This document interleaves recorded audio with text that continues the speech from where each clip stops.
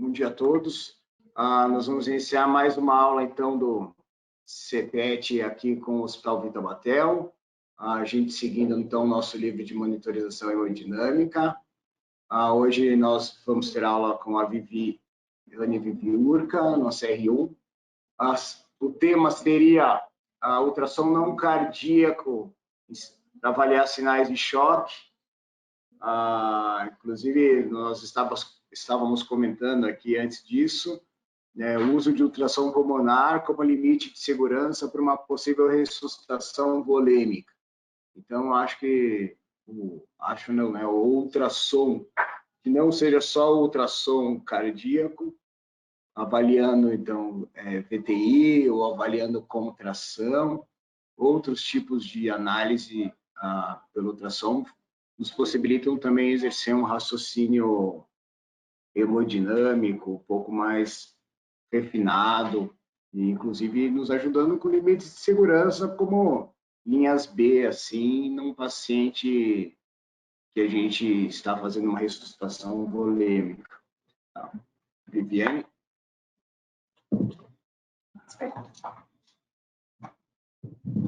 Sim. Então, bom dia a todos. Meu nome é Viviane Viviurca e eu sou residente do primeiro ano de terapia intensiva pelo CPET, como o Dr. Rafael comentou. Então, dando continuidade ao nosso livro de monitorização hemodinâmica, do G. Luiz Vansan, hoje eu vou falar um pouquinho sobre o ultrassom não cardíaco e os sinais em relação ao choque. Então, falando um pouquinho sobre o ultrassom, ele é uma modalidade de imagem essencial em cuidados intensivos, tanto para diagnosticar, como orientar, como tratar o choque, em casos de choque, insuficiência respiratória e falência múltipla de órgãos. E mesmo ele sendo proeminente para avaliar insuficiência da parte hemodinâmica, outros aspectos do ultrassom nos cuidados intensivos são produtivamente combinados com ela quando a gente usa uma abordagem de corpo inteiro. Então, a gente vai falar um pouquinho mais para frente sobre essa abordagem de corpo inteiro. Ela vai consistir nos exames da parte do tórax, abdominal, bem como vascular, para detectar a trombose venosa profunda. A gente sabe que, em alguns casos, o diagnóstico do choque vai ser um diagnóstico óbvio, como o caso de uma hemorragia digestiva alta, um paciente com melena, com hematêmese franca, mas o ultrassom ele pode ser útil ainda mais em casos em que a suspeita clínica de choque não tem uma explicação aparente. E a gente sempre tem que lembrar que a ordem do exame ela vai ser motivada pela apresentação clínica do paciente. O uso do ultrassom vem sendo abordado há muito tempo, então a gente teve esse estudo que foi publicado em 1993 por Lichtenstein, avaliando o uso do ultrassom de uma forma geral, por um exame sistemático. Então teve uma mudança da abordagem, de uma abordagem compartimentada, ao invés de a gente observar apenas por segmentos, fazer um exame mais sistemático. Então, nesse estudo, foi um estudo prospectivo que avaliou cerca de 150 pacientes, fazendo um exame sistemático, um exame do corpo inteiro de todos eles. Então, foi observado que 33 de 150 desses pacientes, os achados influenciaram no diagnóstico, na investigação desses pacientes, tendo um impacto direto no plano terapêutico. E a análise através do ultrassom foi comparada a outros exames de imagem realizados, nesse estudo principalmente através da tomografia de tórax. O que se observou foi que o exame do ultrassom ele pode alterar a terapêutica em cerca de 1/4 dos pacientes gravemente enfermos que a gente admite na UTI. Então, isso é algo que já era visto em 1993. Outro estudo também que avalia o ultrassom de uma forma multiorgânica, relacionou em casos de hipotensão. Então, ele foi publicado em 2013 também no Intensive Care, por Volpicelli, e ele analisou a eficácia de um protocolo de ultrassom baseado num exame multifuncional focado para o diagnóstico de pacientes hipotensos, sintomáticos e não relacionados ao trauma. A gente vai ver depois uma abordagem se for relacionada ao trauma. Então, o que ele determinou? A função cardíaca, o tamanho do ventrículo direito, do ventrículo esquerdo, a relação entre eles, o diâmetro da veia cava inferior e o índice de colapsabilidade, que a gente comentou na última aula, de ultrassom cardíaco, congestão pulmonar, consolidações, presença de deslizamento pleural, líquido livre abdominal e presença de trombose venosa profunda. Esse diagnóstico, através do ultrassom, ele foi comparado com o diagnóstico clínico final por 3 médicos especialistas. E como que esses médicos analisaram? Eles fizeram uma revisão retrospectiva do prontuário de cada caso e compararam com o diagnóstico que foi feito inicialmente pelo ultrassom. A conclusão desse estudo foi que os diagnósticos guiados por ultrassom concordaram totalmente com esse diagnóstico clínico final e que a integração de um protocolo para o uso do ultrassom multissistêmico tem um grande potencial para orientar a abordagem terapêutica. Então, algo que foi visto já em 2013, que a gente tem feito diariamente. Então, nesse livro de monitorização, ele mostra um caso muito simples, assim, envolvendo o uso do ultrassom em parte não cardíaca. Então, é um paciente do sexo masculino, de 39 anos, que foi levado ao pronto atendimento depois de um acidente com um veículo automatizado, que teve um envolvimento com uma desaceleração em alta velocidade. O paciente estava hipotenso, tinha uma lesão cutânea abdominal e da parede torácica. Então, sugestiva de uma lesão por impacto de direção. A equipe da UTI fez um exame FAST estendido ali de imediato, enquanto outra equipe foi cuidando da ressuscitação volêmica. No FAST, que foi esse exame realizado, apareceu uma coleção de líquido no espaço hepatorrenal. E no FAST estendido, que a gente vai comentar um pouquinho também, tinha um derrame pleural grande no lado esquerdo, com um padrão ecogênico espiralado, característico do hemotórax agudo. Foi visto também uma aorta descendente, que na aorta descendente apresentava uma dissecção e uma perfuração, indo de encontro com esse hemotórax agudo. Devido a essa abordagem através do FAST, foi feita uma toracotomia à esquerda, que reparou essa lesão aórtica, e por essa lesão intraabdominal, uma laparotomia exploradora com um reparo bem sucedido. Então, esse caso é para a gente falar um pouquinho sobre o FAST. Então, o FAST, ele é usado para avaliar, principalmente em pacientes no trauma, né? E ele é usado para identificar líquido livre em 3 espaços corporais potenciais para sangramento. Então, espaço pericárdico, pleural e peritoneal. O uso do FAST, ele vem sendo discutido há muito tempo. Começou essa discussão na década de 1970, principalmente na Europa. Depois, em 1980 também, que ganhou mais peso, principalmente nos Estados Unidos. No ATLS, na década de 90, foi mais implantado e ficou mais famoso e mais utilizado a partir de 2000. Ele já substituiu a lavagem peritoneal em muitos casos para detecção de sangramento intraabdominal em pacientes vítimas de trauma. O último estudo que publicou sobre isso, em 2016, fez uma análise, o uso de lavagem peritoneal diminuiu de 9% para 1%, e o uso da tomografia de tórax diminuiu também, de 47% para 34%. E a gente tem que pensar que a utilização nesses pacientes politraumatizados não se restringe só a uma avaliação inicial desses pacientes, né, para ver se ele tem critérios de instabilidade ou critérios de estabilidade, mas ela pode ser uma ferramenta terapêutica e diagnóstico para o segmento dos mesmos, até porque um paciente que está estável, dependendo da quantidade de sangramento e da reavaliação, pode ser um paciente que não está mais, que evolui com instabilidade. A etiologia do choque dentro do trauma, principalmente choque hipovolêmico, seguido de trauma de crânio, por choque obstrutivo, principalmente por pneumotórax ou tamponamento cardíaco, vindo com choque neurogênico e outras causas. As indicações são principalmente no trauma abdominal fechado, torácico fechado, penetrante e nos pacientes estáveis ou, né, não instáveis.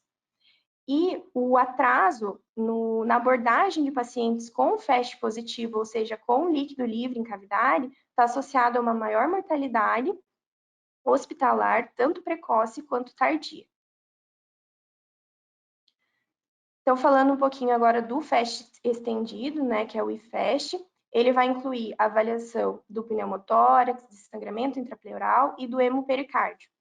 Nos pacientes politraumatizados, foi visto que a acurácia do ultrassom em relação à radiografia de tórax para identificar um pneumotórax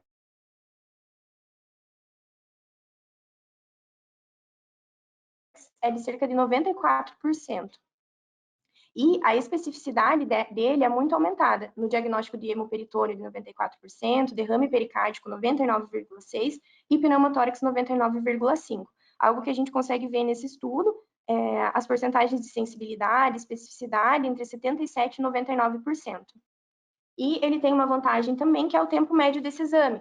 Então, é visto que cerca de 3,5 minutos para o exame que é feito no mesmo local e 3,9 se é necessário transferir o paciente. Então, por isso que ele veio para ganhar muito, principalmente em pacientes que precisavam de tomografia de tórax e tinham critérios de instabilidade.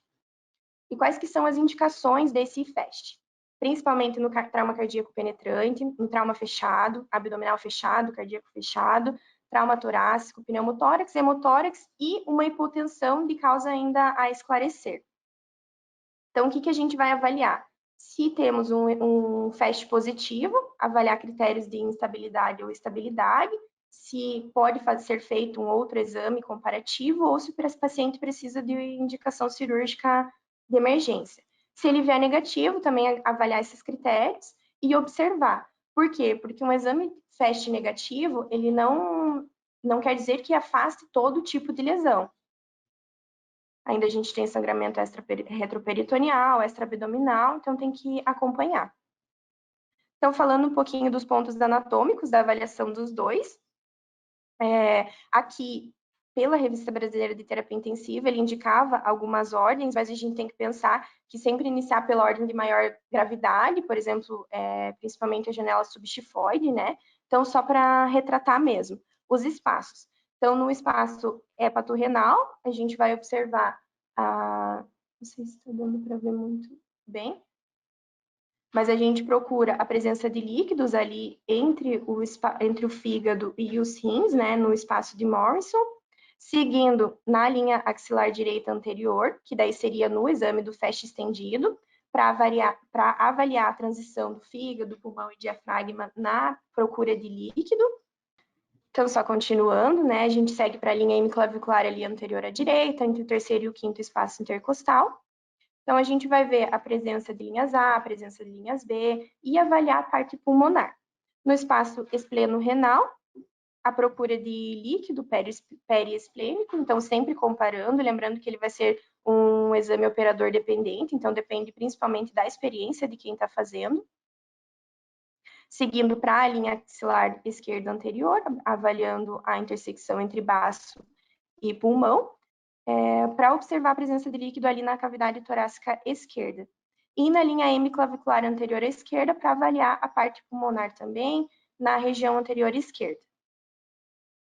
Seguindo para a região suprapúbica, no espaço retrovesical, também observando a presença de líquido livre posterior ali à bexiga e anteriormente ao reto.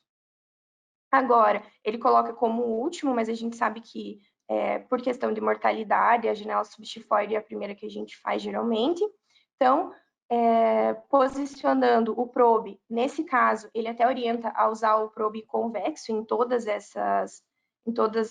esses pontos anatômicos por questão de agilidade mesmo, por não trocar o probe para o probe linear e depois para o probe cardíaco, para avaliar a janela subxifoide, que a gente já discutiu um pouquinho na última aula.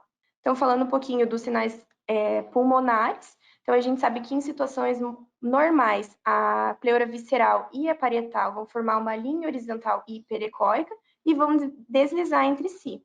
E isso é o landslide, né? Se a gente não tiver o deslizamento pleural, é um landslide negativo. Isso pode acontecer por aderências inflamatórias, por atelectasia, apneia, pneumotórax, ou por uma intubação seletiva. Então, é um exame muito prático para a gente ter na beira-leito e já observar isso. A gente vai observar as linhas A, que são faixas hiperecogênicas, que vão ser paralelas à linha pleural, como está aqui nessa seta branca em relação à linha amarela. E o que essa linha A ela representa? A reverberação do som quando ele atravessa a pleura. Já perpendicular à pleura vão estar as linhas B, que mostram a passagem facilitada da onda sonora pela parede torácica para dentro do parênquima pulmonar, que geralmente vai estar preenchido por líquido se a gente tiver presença de linhas B. Mais de 2 ou 3 pontos entre um espaço intercostal e outro. Um ponto principal é o lung point, que é o ponto que vai ser o ponto de transição do aparecimento do lung sliding das linhas B e das linhas A, que a gente suspeita de um provável pneumotórax. Então, é interessante sempre a gente procurar esse lung point quando a gente está suspeitando de pneumotórax. Colocar no modo M e observar as alterações do código de barras, né, perdendo para os sinais de areia da praia e outros sinais que a gente conhece. Outro estudo que relata, publicado no Lancet, que relata sobre o uso do ultrassom para sintomas respiratórios. Então, ele mostra que é um teste de diagnóstico viável, porque é livre de radiação, e que, junto com outros testes, ele é superior para estabelecer um diagnóstico correto em 4 horas. Então, já foi firmado que ele deve ser utilizado de forma rotineira em pacientes admitidos com sintomas respiratórios e como a gente viu com outros sintomas também. Falando um pouquinho agora, ele não comentava no livro, mas só para a gente fazer uma abordagem relacionada ao choque pensando nisso, a gente tem o protocolo RUSH. Ele é um dos mais utilizados no atendimento emergencial do paciente com choque ou com instabilidade hemodinâmica. Ele inclui causas como hipovolemia, cardiogênica e sepse, e dentro desse protocolo, o paciente vai ser avaliado de 3 maneiras. Então, primeiramente, o coração é um eco mais simplificado, então a gente vai avaliar o pericárdio, função sistólica do VE, dilatação do VD. Dentro da parte do tanque, a gente vai avaliar a volemia e as cavidades, então a veia cava inferior e o FAST, para pensar em líquido livre abdominal, e as janelas pulmonares, pensando no pneumotórax, numa congestão, num derrame pleural. Depois entram os vasos. Então, entram os vasos, pensando no diâmetro da aorta e em causas de trombose venosa profunda, avaliando a compressibilidade da veia femoral, da veia poplítea. Então, com isso, a gente consegue identificar, através desse exame, um protocolo que é feito de maneira rápida e fácil beira-leito, se o paciente tem tendência a ter um choque mais hipovolêmico, um choque séptico, um choque mais obstrutivo ou cardiogênico, pelas alterações, tanto no exame cardíaco, no exame pulmonar ou exame de membros inferiores. Então, para finalizar, ele deixa algumas mensagens, né, exaltando o papel da ultrassonografia no paciente com trauma quanto a sangramento abdominal, pelo uso do FAST e do FAST estendido. E ele vai ser útil também na avaliação do sangramento interno, que resulta no choque mais hemorrágico no paciente que não foi vítima de trauma, detectando tanto em espaço peritoneal, pleural, até complicações de paracentese ou uma toracocentese. E essa identificação da fonte de sangramento e do tipo de choque pode levar a uma intervenção que salvem vidas. Então, essas foram algumas das outras referências. Muito obrigada.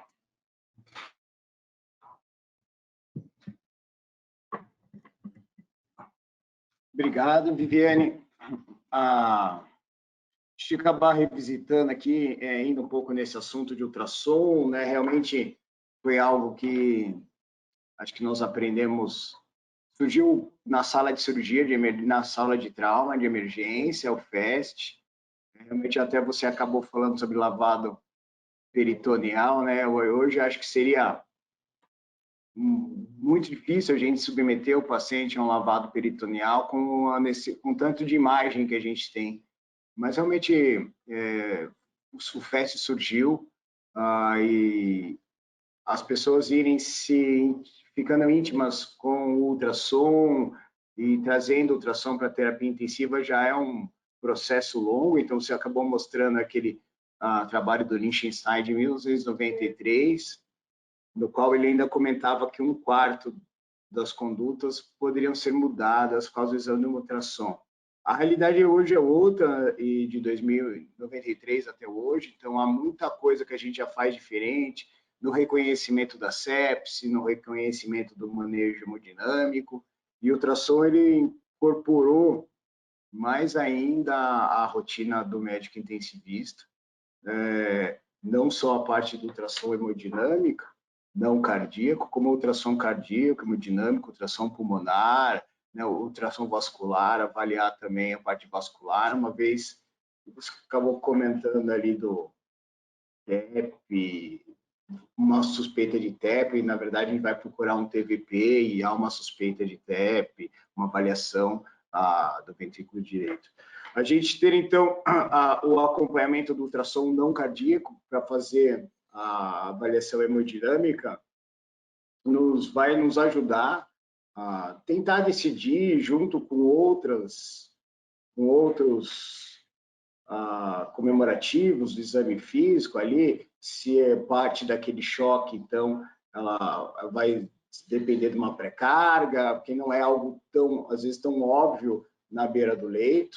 Nós temos um paciente agora, nesse exato momento, internado para nós, com uma sepse de foco abdominal. O paciente está vasoplégico, ele precisa de droga vasoativa, mas ele está chocado, né? Ele está com hipóxia solar, o lactato alto, e inicialmente recebeu uma carga de volume, e agora nós estávamos ali avaliando ele globalmente para ver se ele poderia ser fluido responsivo, mais ou não.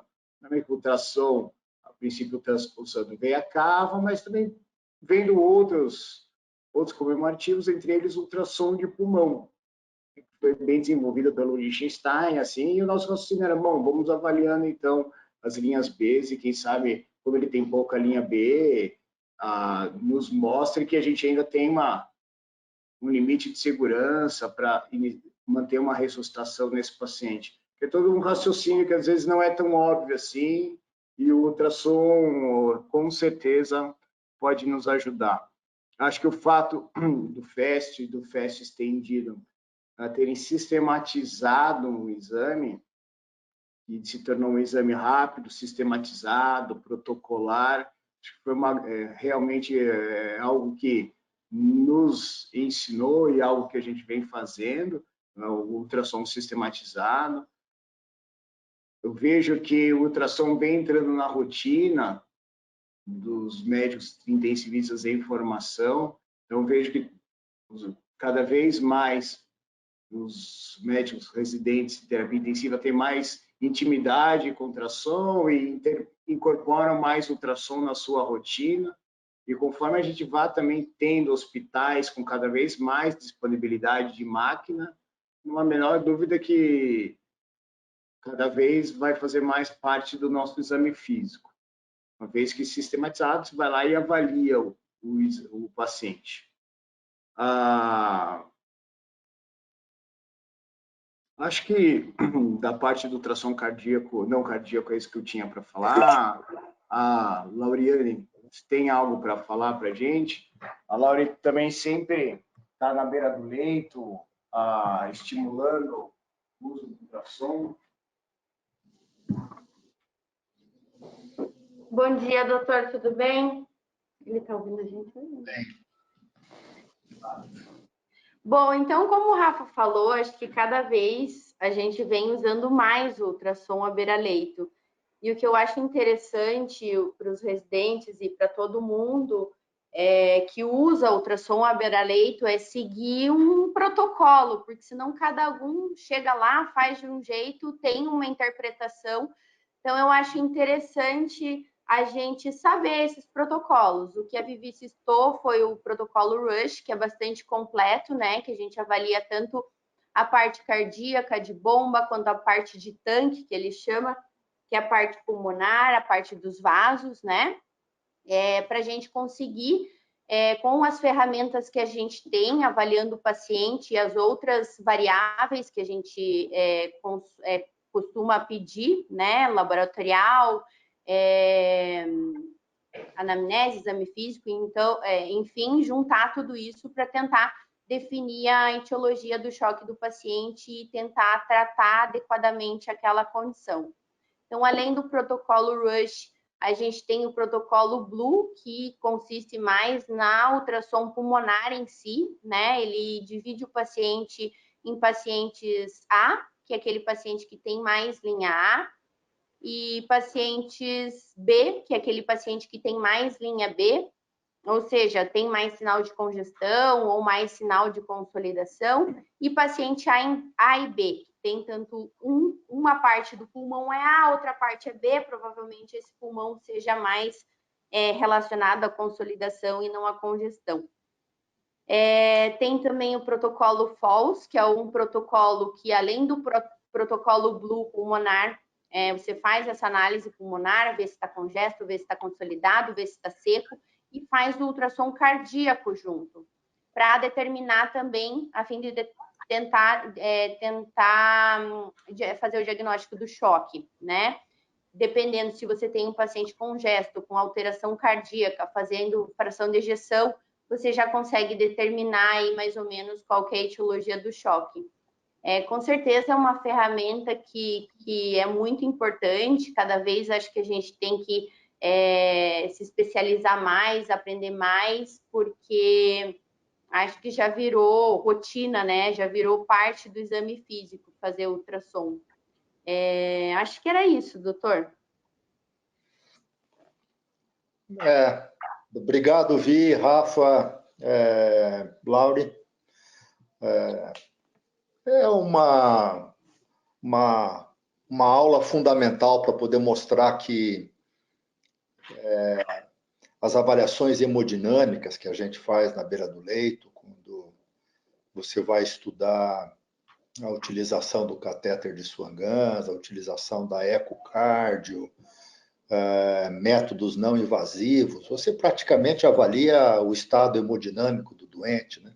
Se precisa de volume, se precisa mais de inotrópico, se tem alguma lesão cardíaca associada ou não. Mas o tratamento de uma síndrome de choque depende muito do contexto clínico em que o doente está inserido. E a importância de você não só fazer a avaliação clínica, como a gente vem enfatizando, né, em todas as aulas que foram desse curso até agora, de você abordar o doente avaliando todo o contexto clínico, a história clínica do doente, o exame físico geral do doente, o débito urinário, uma série de outras coisas. E esse capítulo vem ressaltar de que o eco pode nos ajudar e é fundamental para poder complementar essa avaliação clínica do doente extra-hemodinâmica, né? Então, te ajuda no doente com um trauma, por exemplo, ou num doente clínico, avaliar se ele tem sangramento em algum lugar que você não tem identificado, dentro do abdômen, do tórax, tem pneumotórax, não tem pneumotórax. E te ajuda, obviamente, a criar um contexto clínico do doente sem que a gente deixe escapar essas outras situações clínicas que são importantes, que não é só fazer reposição de volume, que não é só fazer droga vasoativa, mas eventualmente drenar um tórax, saber quando parar a administração de volume, porque já tem congestão pulmonar ainda de outra forma clinicamente não evidente, tem sangramento em outros locais. O que mais de investigação a gente tem que fazer para poder melhorar o prognóstico clínico desses doentes. Legal que vocês estejam fazendo isso de uma forma rotineira. Acho que a Lauriane lembrou uma coisa muito importante, de que essas coisas não podem ser feitas de uma forma aleatória, mas elas têm que ser feitas de uma forma sistemática, né? Então, você seguir um protocolo, seguir um checklist na hora de fazer essa avaliação é fundamental, porque para não deixar passar uma ou outra informação clínica relevante, porque você deixou ou esqueceu de passar o eco em algum lugar, ou de buscar alguma informação associada que pudesse fazer sentido. Mas também uma demonstração de como a ecografia passa a ser o estetoscópio do intensivista, né? Na hora de avaliar um doente grave, é como se fosse um instrumento que você, a hora que vai fazer uma avaliação clínica diária do doente, leva o eco portátil junto com você e vai fazendo múltiplas avaliações, não é uma avaliação só, principalmente com o pulmão, com a área cardíaca, com volemia. Isso tem que ser feito, às vezes, múltiplas vezes ao longo do dia e traçando uma evolução clínica do doente. Mas é um instrumento cada vez mais presente, cada vez mais debaixo do braço do doente. Logo, logo, nós vamos precisar ter no nosso grupo aquelas ecos de bolso, né? Portáteis, que vocês, com o telefone celular de vocês, vão estar fazendo avaliação clínica regular dos doentes. A gente ainda não tem isso, a gente precisava de uma aula disso qualquer hora, Rafa. Esses aparelhos estão sendo disseminados já nas áreas de emergência, né, em pronto-socorro. A gente não tem isso dentro da UTI ainda. Mas logo, logo ele vai estar como um instrumento individual de cada um, né? Ao invés de você comprar um estetoscópio, ou compra o estetoscópio e compra o aparelhinho de eco junto. Vai fazer parte da tua pastinha do médico intensivista. Não, eu Vale, creio Rafa. que esse dia chegue Logo. logo, porque o incremento do uso do ultrassom, o que a gente vem incorporando, ele vem tendo cada vez mais intenso ao longo dos anos, e a facilidade de nós termos um Pro que você conecta ao celular dentro do bolso é excelente, né?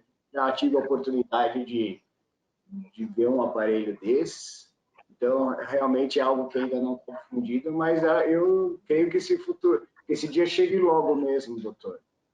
Esses dias até peguei um estetoscópio aqui, eu tenho um estetoscópio aqui, e aí falei, nossa, mas daqui a pouco eu vou deixar o estetoscópio na gaveta aqui e a gente vai, ao invés de pegar o estetoscópio, pegar um probe de ultrassom para conectar no celular.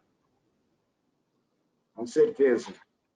O João Ivan tinha uma aula dizendo que o estetoscópio só vai servir para... Eu não quero resumir para isso, eu não concordo com isso, obviamente.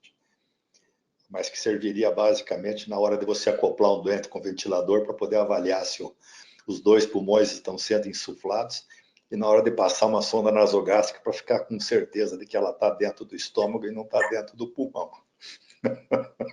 E que para coisas um aparelho de eco portátil poderia te substituir. Não é muito longe, mas na falta disso ainda o estetoscópio, obviamente, ele ajuda bastante a avaliar as outras coisas.